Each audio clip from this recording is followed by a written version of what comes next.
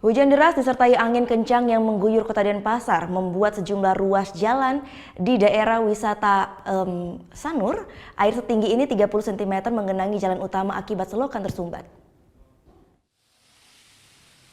Jalan bebas Sanur Denpasar digenangi air dengan ketinggian sekitar 30 cm saat hujan deras disertai angin kencang mengguyur hampir seluruh wilayah Bali Selasa siang. Meski genangan air cukup tinggi, kendaraan roda 4 maupun roda 2 masih bisa melintasi dengan kecepatan rendah.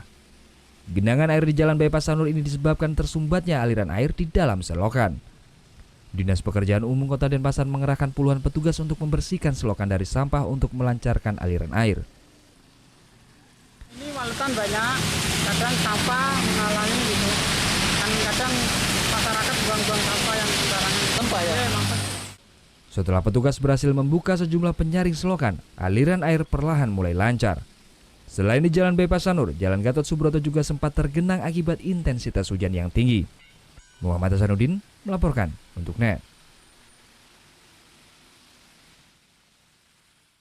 Thank you. Udah selesai nonton beritanya? Jangan pergi dulu dong. Subscribe dulu dan nonton tayangan lainnya di sini. Subscribe, nonton lagi. Subscribe, nonton lagi.